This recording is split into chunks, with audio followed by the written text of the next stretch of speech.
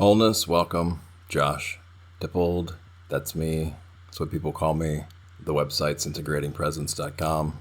So today's event is called the Beautiful Training Precept of Non-Harming. What does it mean to engage in non-harming? How does one practice this and why? Beautiful? Yeah? How? So this is inspired by a retreat I did recently, an online retreat with a teacher, Gil Fronsdal, and he looked at these training precepts as beautiful. I never thought of them as that. And we'll get into that, but that's what inspired this, to look at these as beautiful. So I'm going to basically break this down in three ways. We're going to take a look at what is harming to begin with and kind of go into that on various levels and some personal experience with this. And then we'll elucidate why this is important, why it's important to engage in non-harming, and then focusing on this can actually be a beautiful training. Not most people look at it like that. We'll go into like how people would look at something, usually perceive something like this, and how it might be perceived differently.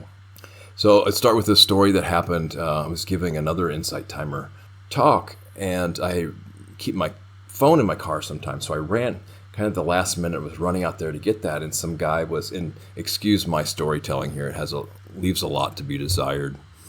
There's a guy out there with his backpack. Hey man, can I use your phone? I can't even call my kids. I said, well, hey, come back here in a half an hour and I'm done. I have an old phone that I'll just let you borrow, and you're welcome to give it back to me whenever you get your stuff straightened out. And so he came back and I gave it to him, and it turned out I had forgotten that I hadn't wiped the phone. So he had started an account on something with one of my email addresses I left in there. I'm like, oh, geez, I can't believe I forgot to wipe the phone. So I remotely wiped it. And then he got in touch with me later because I wrote on a piece of paper how he can get in contact with me. So I got the phone going, and it turned out he told me a story then and again when he came to the phone that it was telling me how people were just... he'd just been kicked out of his house, and that he's on the streets now, and that he's always getting into fights, and people were kicking his ass and really roughing him up and stuff. But he seemed to like get some satisfaction from this. And so it turned out that, the cops had found his stuff, and he said, oh, I forgot the cops found my stuff. I just need a ride there, somebody with an ID. And I'm like, well, I couldn't do that. But so I get this call after that. I get my phone back and get this call, like, I don't know, a few weeks later. He's calling from the hospital, and he's like, of course, he's still struggling with some things. And he's like, oh, I had this number written down. Who is this? And I go, well, who is this? And he says his name and last name. How do I know you? Okay, then it dawned on me, waking me up here, what this was. And he said, yeah, me and my friend, we got in an argument over astrology, and he hit me over the head with a baseball bat, and I'm in the hospital. And it just kind of struck me. I'm like, and I said, maybe you're not ready to hear this, and this is tough love, but how many times are you going to have to get the crap beat out of you to feel love, to feel like you're being loved? And he just kind of like, what do you... can you say that again? I told him, how many times do you have to get the crap kicked out of you to feel like you're being loved? And I gave him this example that when I was a kid, a lot of times I would act out with my parents because, maybe this is too personal here, but it illustrates the point. I would act out because that's the quickest way I can get their most attention and love. It didn't matter if it was negative or positive. Acting out got their attention the quickest and gave the most emotion at one point in the easiest way.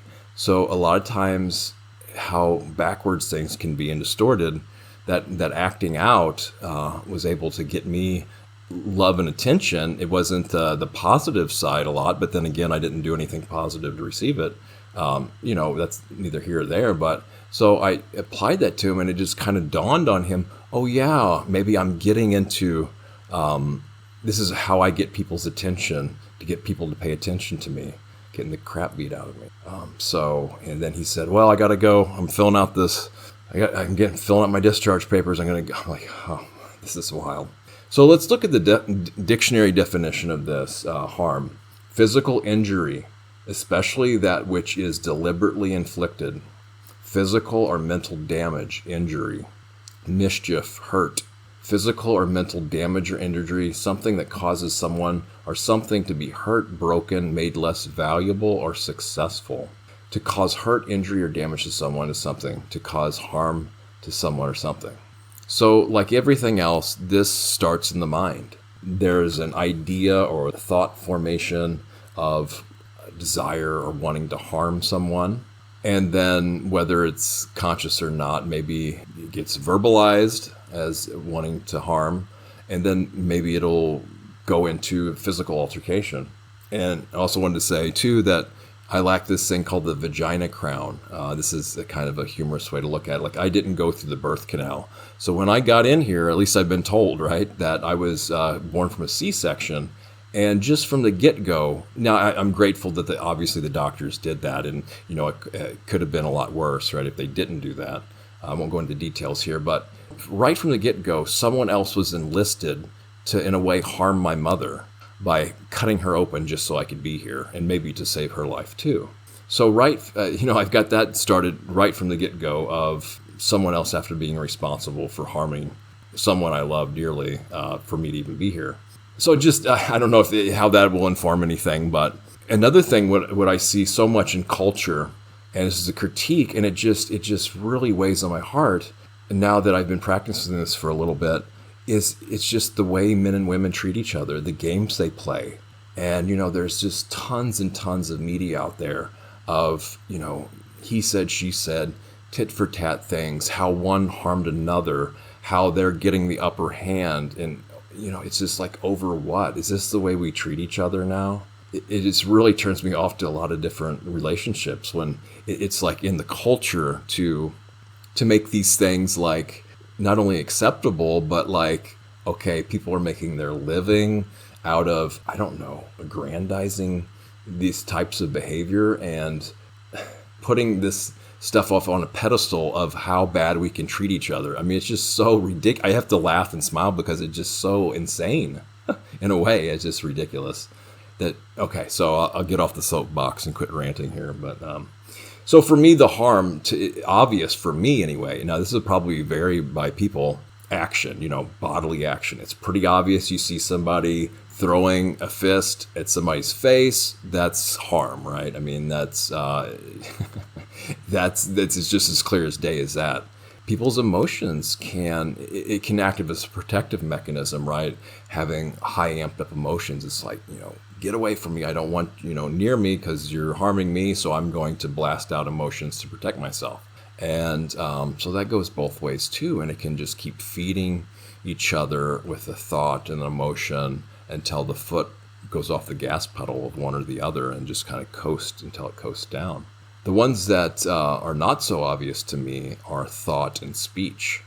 So yes, thought is the most subtle layer, pretty much for most people, of how harm can be done. Either thinking ill of others or thinking ill of ourselves.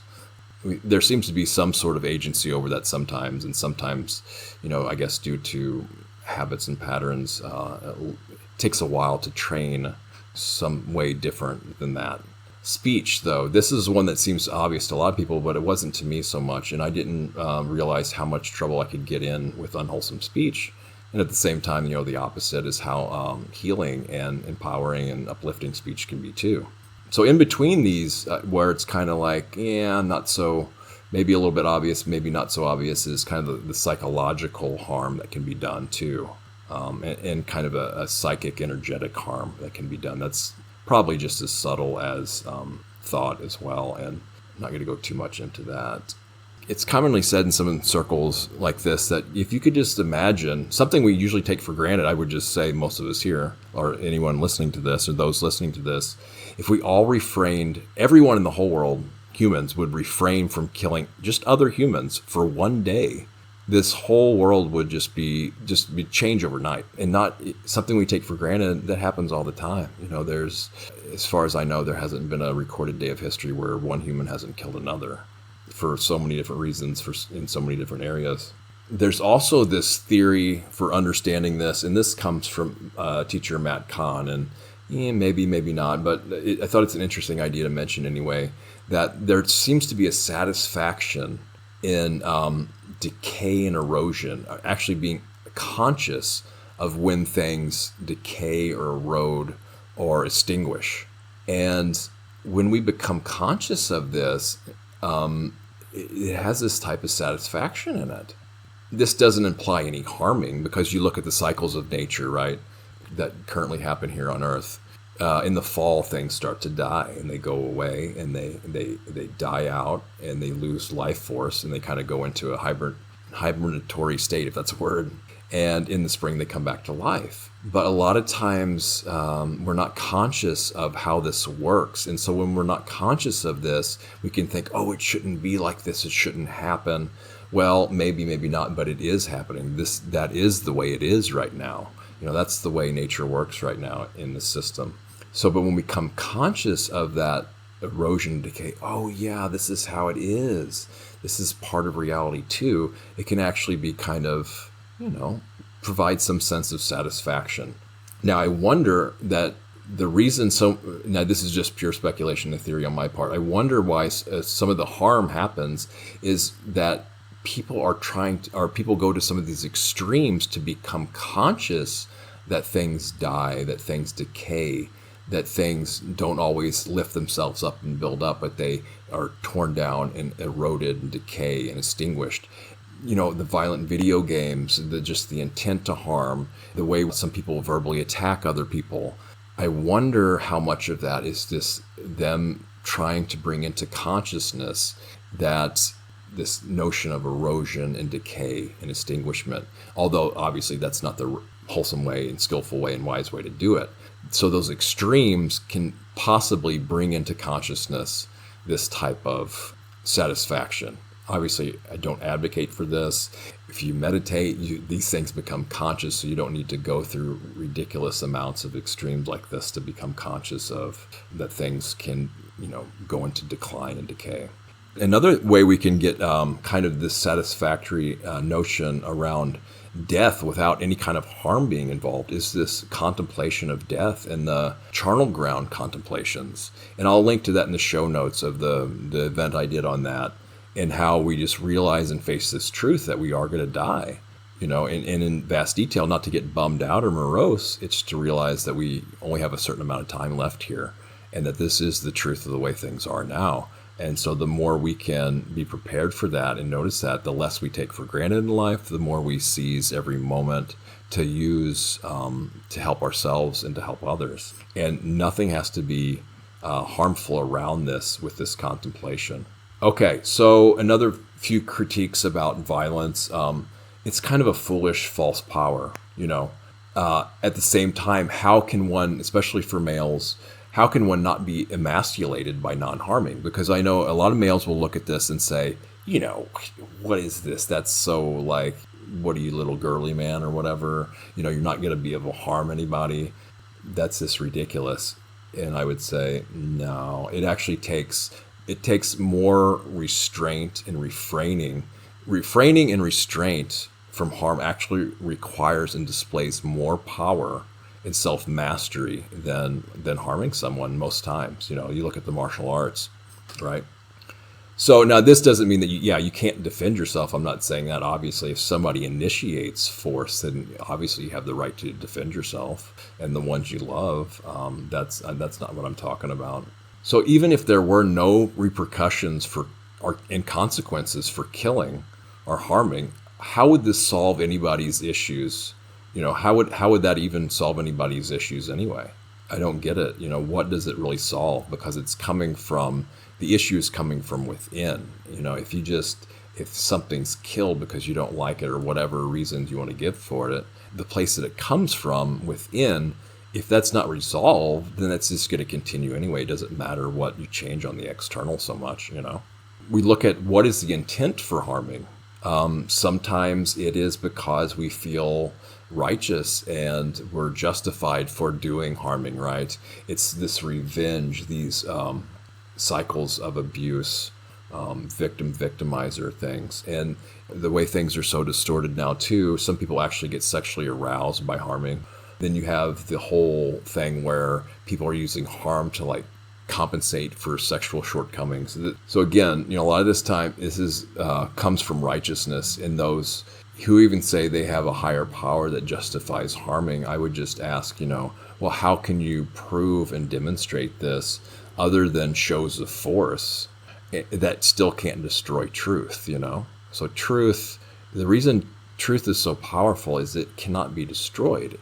And so that's another thing here, that this non-harming helps kind of buffer and soften and keep truth in check.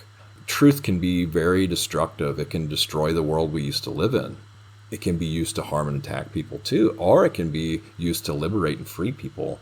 So this non-harming, this commitment to non-harming, it helps, along with the commitment to truth, that can be used as a very powerful protector and awakener and liberator.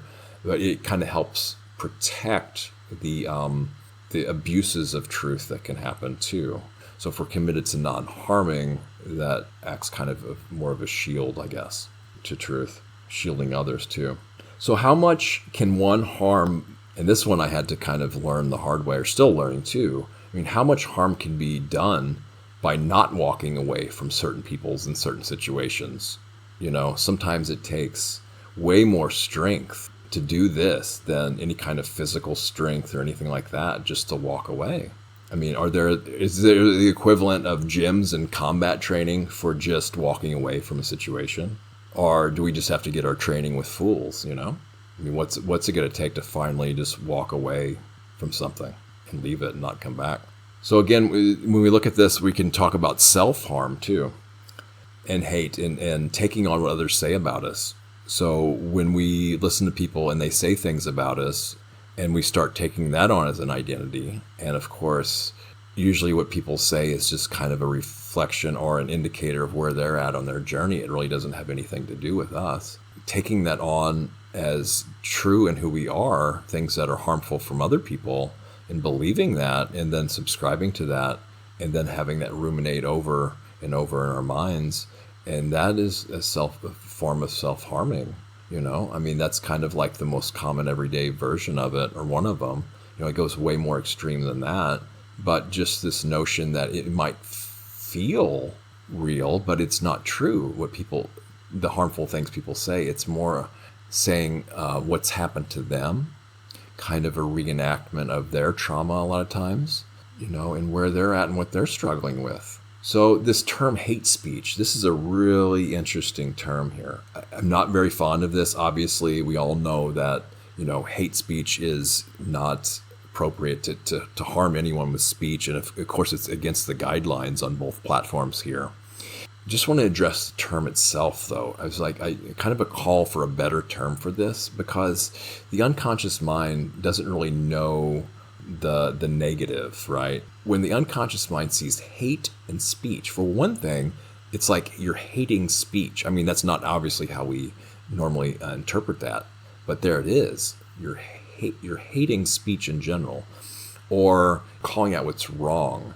So instead of saying the positive of what you want to train the mind towards, it's immediately locked in to the negative of hating. So right there's automatically a problem and an amplification, possibly, okay? I don't know 100%. You have to see in your own perception what you feel about this. But there's immediately a problem and an amplification of hate and speech and wanting to silence someone.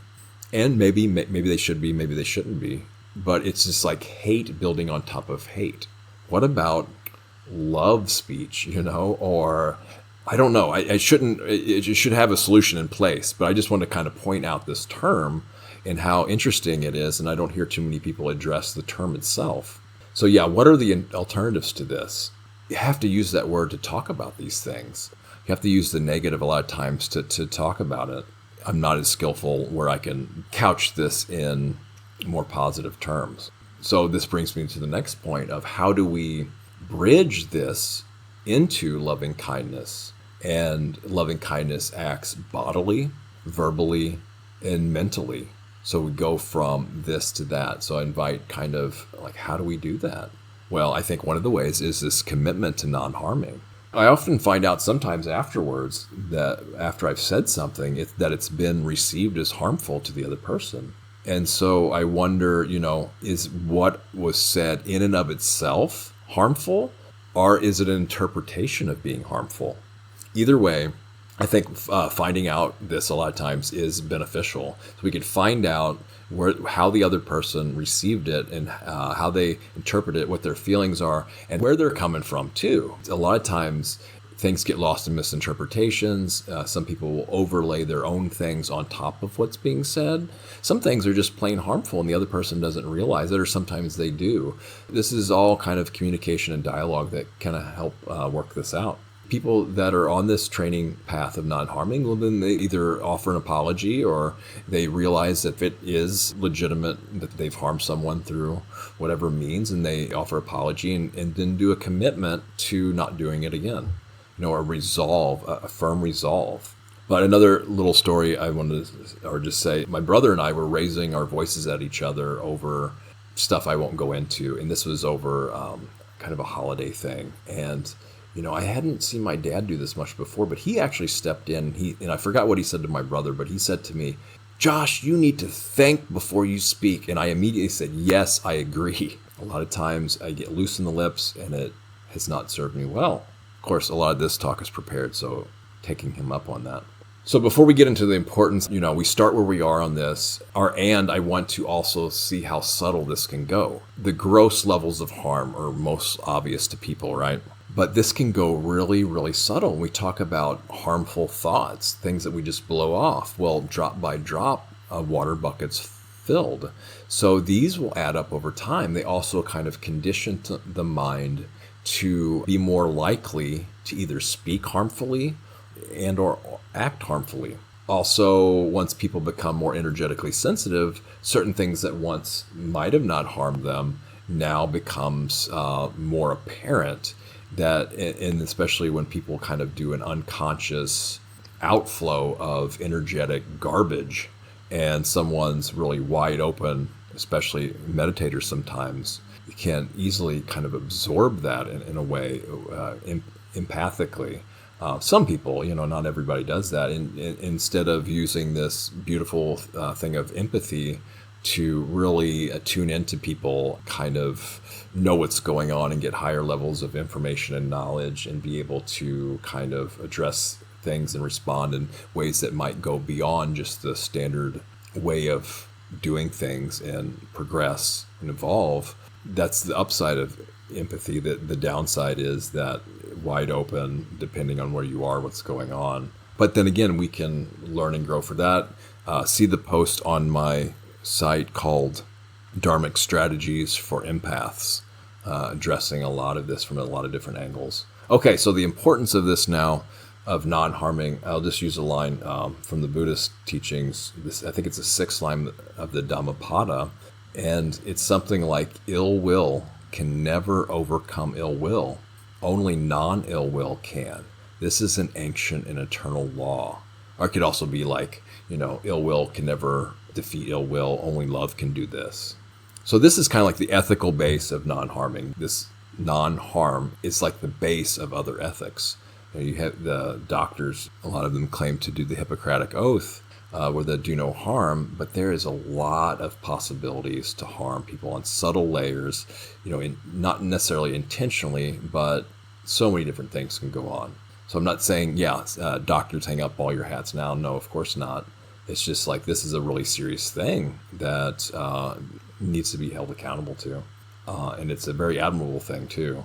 So like all the other ethics, I feel a lot of times can be put against this thing. Is it harmful or is it not? And of course, this is open to interpretation from different people too. So it's another fascinating thing. The reason I call this, or in Buddhism too, calls this a training precept. It's not like a commandment, right? Thou shalt not kill. Well, it's great. I mean, it's obvious. I mean, it makes so much sense, right?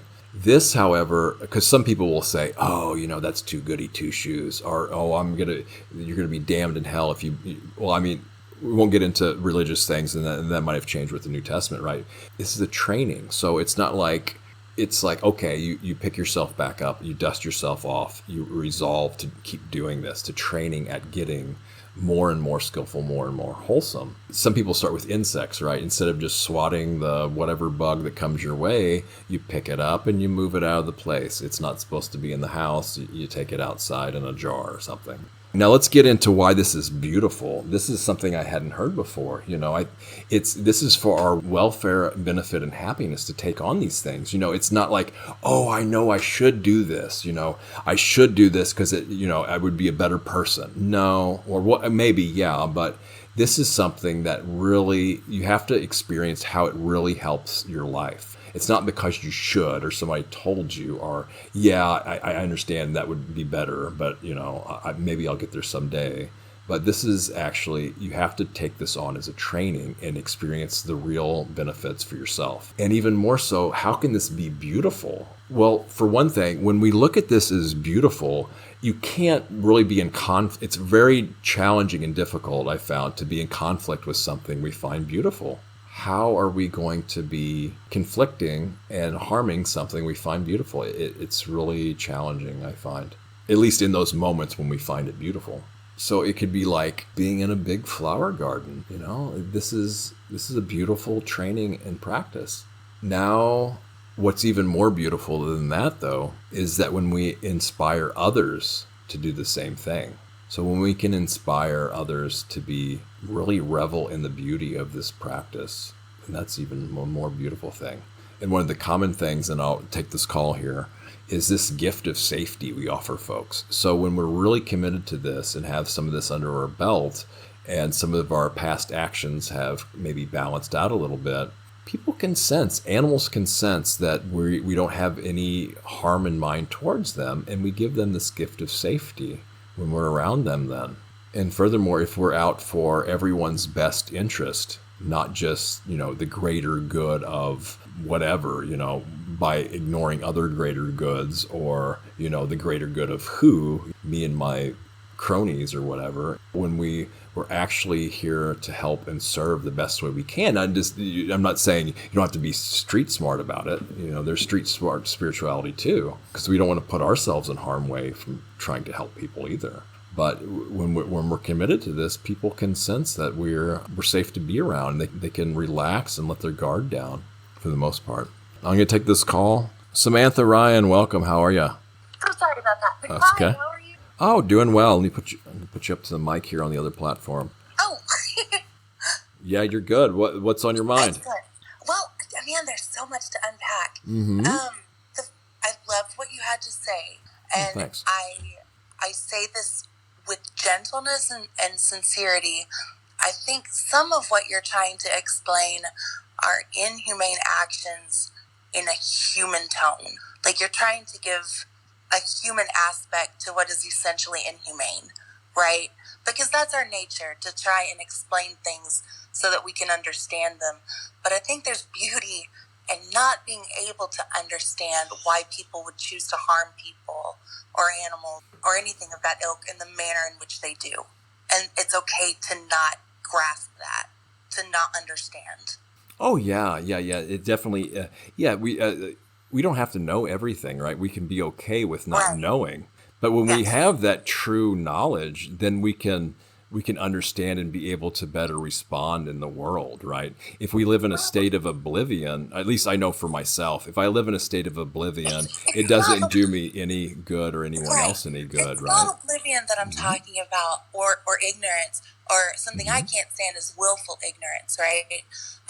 It's being okay with the knowledge that something is so outside your scope and realm of understanding that you will never possess the ability to understand it. And that is quite all right. I will never understand, for instance, why my abuser chose to abuse me in the manner in which he did. And I'm okay with that. I don't want to know. I don't want to know what went through his head. I'm confident that I am a better person because I don't have the ability to know. And that's okay. I just want to say I'm sorry about that. And thank you, but yeah. I'm okay.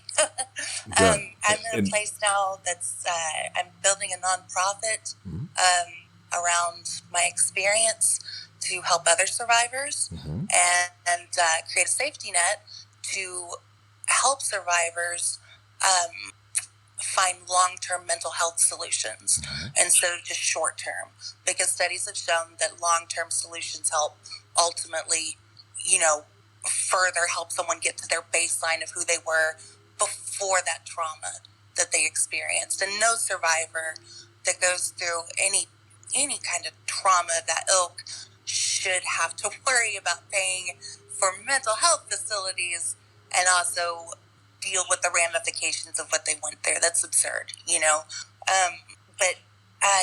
then you mentioned hate speech, and I think the best way to combat hate speech is to simply live by example, right? Like, we don't have to rise to that. We have the option to walk away and choose the kinder path, and that's great. Yes, absolutely. Yes, and we lead by example, and if one can do it, then that sets a standard that others can too. And yeah, the abusive thing, it's really interesting, on that. It's a really complex topic. I would just say that yes, sometimes, I guess, this is just off the top of my head. Sometimes it can get so severe that the last thing we want to do is, especially with, well, actually, I don't know, because this is the thing. A lot of the post-traumatic stress stuff that I've heard about, and a lot of the regular stuff doesn't apply to it, right? Right. So it has to be addressed in a different way, and I'm not really qualified to go into saying that. I would just say maybe sometime down the road, I would just maybe consider asking, how do you know that you will never be able to receive the power of true knowledge and understanding for the benefit of acting in ways that will not only help ourselves, but help others too?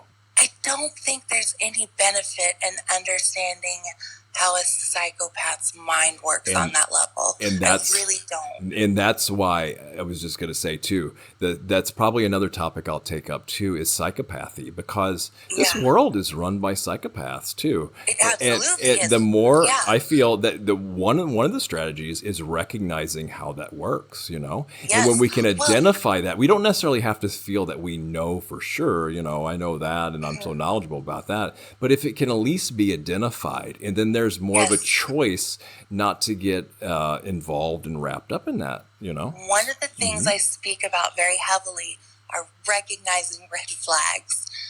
And that's knowledge, right? In hindsight, were so obvious, that I just didn't pay attention to. But as far as understanding why he chose to do those things to me, I don't ever want to experience a soul that's that black and tarnished. I'm okay with not understanding that.